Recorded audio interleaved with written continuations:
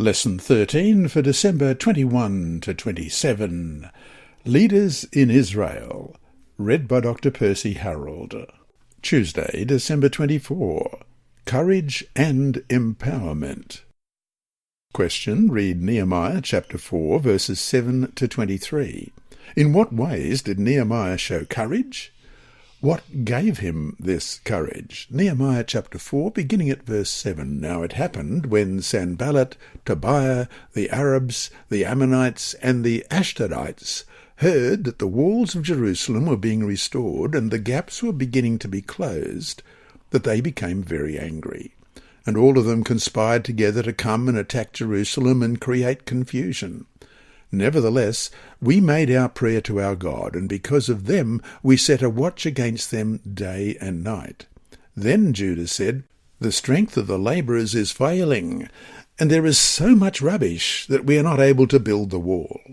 And our adversaries said, They will neither know nor see anything till we come into their midst and kill them, and cause the work to cease.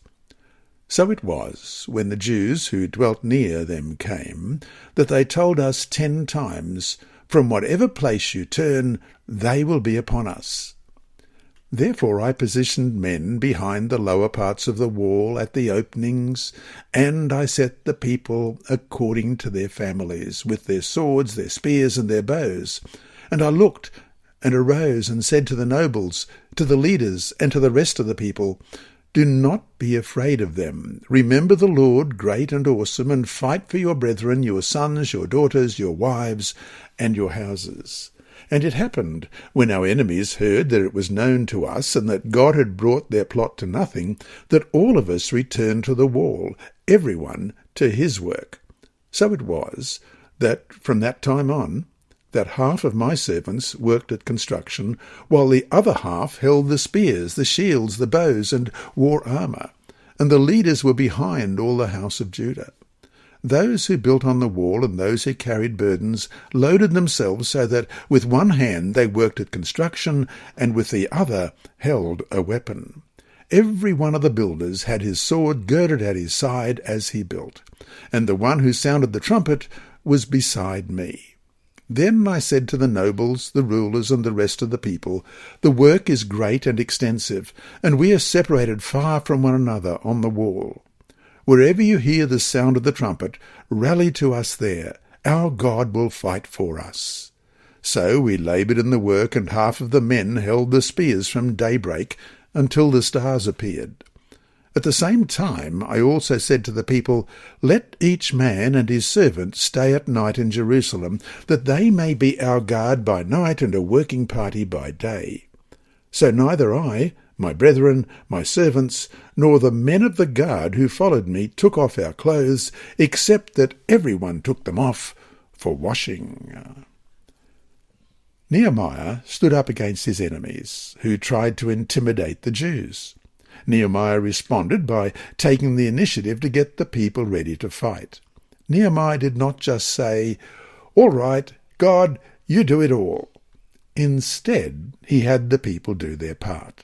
They picked up swords and other weapons, while at the same time working to build the wall. The Jews, under the leadership of Nehemiah, did not cower in fear, but rather boldly picked up arms to defend themselves. Nehemiah encouraged the people, believing in them, worked with them, and gave them the responsibility to act.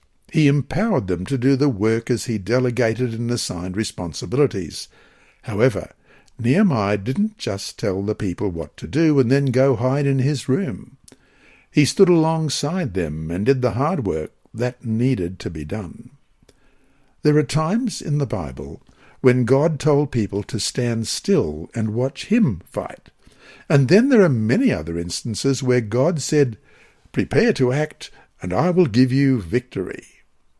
We must do our part if we want to see God's deliverance and blessings. As we read in Prophets and Kings, page 660, in Nehemiah's firm devotion to the work of God and his equally firm reliance on God, lay the reason of the failure of his enemies to draw him into their power.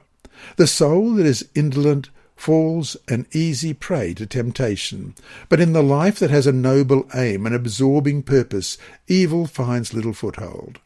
The faith of him who is constantly advancing does not weaken, for above, beneath, beyond, he recognizes infinite love, working out all things to accomplish his good purpose.